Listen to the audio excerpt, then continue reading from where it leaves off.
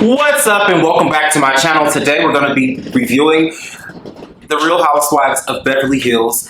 Stay tuned and give me the music.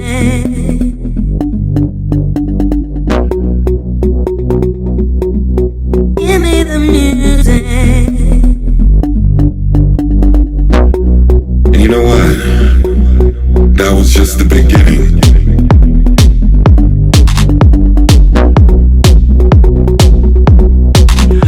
So this episode starts off with the girls having a toy drive. In California, just being a California resident, you kind of don't feel like it's Christmas when it is, because it's still kind of, I feel like in December, it's not super hot, but it's not cold at all. And so you can still wear shorts and flip-flops and stuff like that. So it's weird seeing them wear like, Santa Claus hats and prepare for Christmas, because there's like no snow, it's not cold, it's sunny, you have palm trees. It's a different kind of Christmas in California, and it's a special kind of Christmas in California. Sutton goes to pick up Erica in her new Bentley, and I absolutely adore the quilted seats, right? Like the quilted seats are everything, and I'm fully aware that that car is probably fast as hell. And shout out to the passenger from that other vehicle that told Erica not to divorce her husband. Crystal is home working out with this black man with some beautiful long dreads, and he has a really nice body. And I'm like, girl, what y'all be doing when the camera's not there? Because I definitely got how you doing from her husband, and he's probably, she actually said that he's a world traveler, so he's probably not always at home. So I'm just curious, like, girl, what are you doing when your husband and the cameras and the children are not home and you there with that black man with all that body? Sutton and Erica are actually at a spa, and Sutton has had the spa completely closed down, so it's just the two of them, and they're currently in the sauna. And she asks, Sutton asks Erica if she is mad at the fact that Tom did not visit her in New York when she was on Broadway.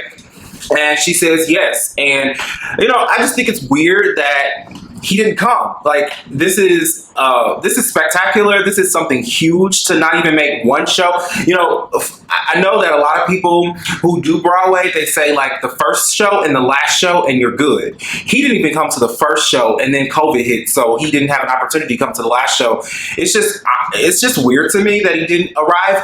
But then also, I remember last year around this time, we were also hearing rumors of him having affairs with women, like a judge and other women. So maybe he was in the throes of an affair when she was on Broadway. I don't know. I love Garcelle's relationship with her sons. Like, they are extremely possessive and protective of their mom. And who wouldn't be if you're fancy from the Jamie Foxx show? Like, a beauty and a treasure to our country. I feel like Garcelle is a total treasure, and you know, her sons are not okay with her dating and marrying anybody else. And you know what also kind of tugged at my heart was when I saw him talk about, you know, you don't need to love anybody else because I love you. That's just so warming, and I'm sure mothers all over the world would love to hear their children say stuff like that. But mama gotta get a man. Mama gotta be married. The kids can't give mama what she needs. They just can't. So I love the fact that she's showing us her evolution into this dating scene, and I hope we get a chance to see her marry eventually. Garcelle's son told her that when he is with his dad, he misses his mom, and when he's with his mom, he misses his dad, and it just shows you how much love, and it also shows you the effects and the negative impact that divorce and separation has on children. Y'all gotta be careful who you have your babies by, truly. Like, have your babies by somebody you feel like you're gonna spend the rest of your life with. Maybe he don't look like nothing that you want to spend the rest of your life with, but he's somebody that's gonna always be there and keep the unit a unit and not divide and separate. Erica goes to pick up Lisa Rinna in her new Range Rover, and she's no longer driving the sports cars, and they just get into conversation about what's happening in their lives. And one thing that caught my attention was Lisa discussing her daughter Amelia dating Scott Disick, who is about 37, 38 years old, and he has 3 children. I believe I don't think he's been divorced, but he has 3 children. He's 37, she's like 19, 20 years old. In the beginning, when I heard this story on the Whitney Williams show last year, I automatically just thought like storyline for Lisa Rinna, right? Like that would be great because Scott Disick is a part of the Kardashian situation, and it could possibly and potentially bring her about that fame or fortune that the Kardashians have enjoyed. But if my 19-year-old daughter dated a 37-year-old man with 3 children, I'd probably kill her. I'd probably take her to the ocean and drown that bitch. Like, no. And what I know is there's no way to prevent or keep your daughter or your son from being with who they want to be with. But when you look at the optics, 1937, there's nothing in common but sex. Nothing. And if you say there's anything else, it's just because maybe you enjoy the pedophilia of it all. Like, I'm just not here for it. It's extremely uncomfortable.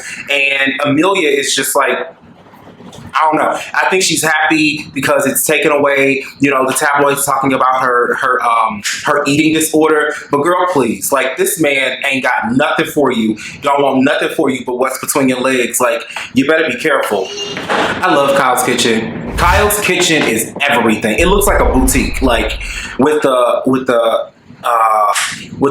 countertops, just beautiful, absolutely stunning. I haven't seen a kitchen that looks like this, and I even like the appliances being stainless steel. Like, it just the contrast of it all. I love Kyle's Kitchen. I think her decorating is everything, and she does a really, really good job on most of her homes that she's shown us on this show. I think Kyle's homes have been stunning, and she has the most beautiful husband on the show, Mr. Mauricio. I love it. Love her family. Love all the little girls. Like, just beautiful, beautiful, beautiful family. I think the one asset that Kyle has is her family. She has a nice unit, like all girls, and they're all close to each other. Just beautiful. Porsha's the only daughter in the house at this time. Alexia is on her way, and apparently Kyle and Mauricio has a surprise for Porsha. Let's see what that is. All right, so Porsha's surprise was their 20-year-old daughter, Sophia, coming home from college. Apparently those two are really, really close, and I feel like when I originally watched this, it made me cry. Like, I have 8 siblings under me, and COVID last year, they kept us away from each other. And when you finally got a chance to see your family and your friends, it was just like, wow. Who would have thought our country would have gone through what we went through?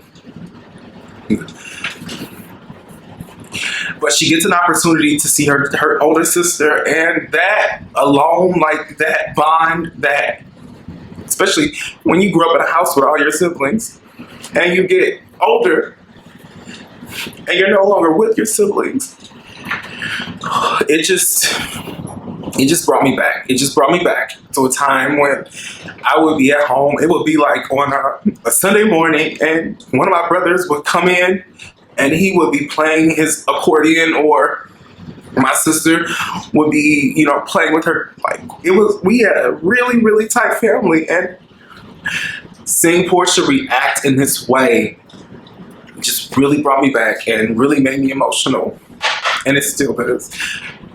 And because it's love and it's family, and I have a big family, and so it's just like that's all you know, and that's what means the most to you. It's more important than anything in the world. Like, you can have friends, you can have a great job, you can have a place to live, but if you don't have family, all that means nothing, and it ain't the same. It hits different. And this little girl just really just like, ooh, she took me down. She took me out. Like, I was just like bawling. I'm trying to hold it back now, but I was really just like in a situation. I'm trying to get myself together, child. We have all the girls meet up at a restaurant for drinks and for something to eat, and everybody's just completely fashionable, like just fashionable, and it's different. Like I said in a few videos ago, the fashion hits different on the Real Housewives of Beverly Hills. It just hits different. It's tailored different. It's a different style. It's a different technique, and it's clean. It's fresh, and it's now. And I'm not with the LVs for what's her face, Dorit. I'm not with the monograms and all that good stuff. However, she looks great in this outfit. Absolutely great. And I love the fact that she has like a couple outfits, because she has the coat, the LV coat, and then she has this beautiful LV, kind of like a turtleneck LV situation, long sleeve, and it's just stunning, just absolutely stunning. Dorit takes the cake each and every time, each and every scene. I feel like even when she's like in sweats and a t-shirt, she pulls it off, and I feel like she has kind of mimicked Erica Jane. However, Erica doesn't always look her best when she's like dressed down, but Dorit brings it every time. Kyla's giving me Brokeback Mountain tees. I like it. I definitely like it. I like the turtleneck. I like the jacket. I love the boots. But I also love Sutton's look. I'm sure it's all Dolce & Gabbana.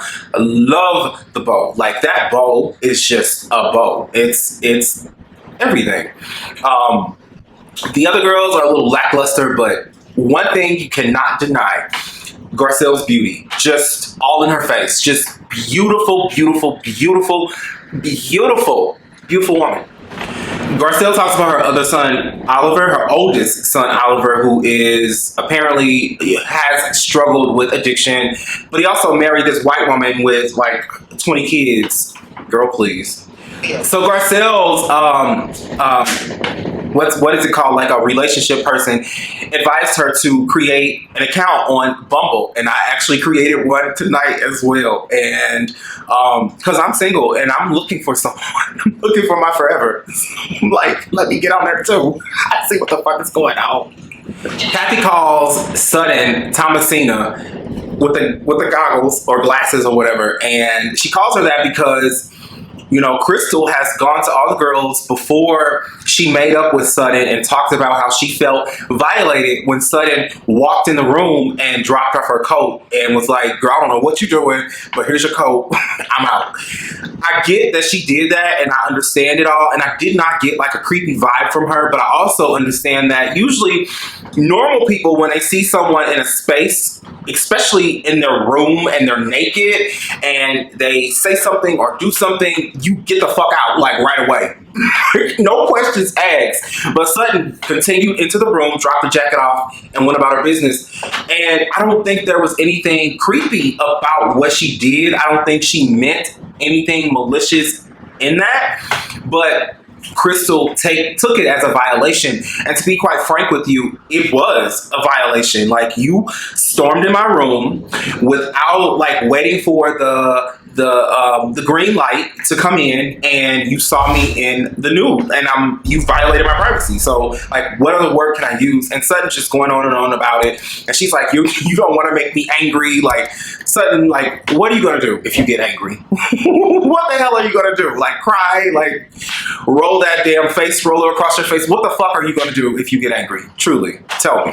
What I've noticed about Sutton is when someone name calls her, she accumulates those names in her head. Like, remember when she had the names written down when they were in Tahoe? She like wrote every name that people called her down. Like, girl, like, what is really wrong with you? Like, no ma'am.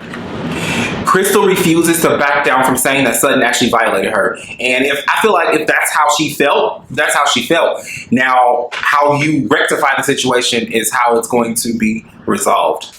Anyway, the episode ends on that note. I just want to thank you guys so much for watching. The Real Housewives of Beverly Hills is definitely one of my favorite shows of all of the Housewives. Just that class, that sophistication, and the drama. Absolutely love it.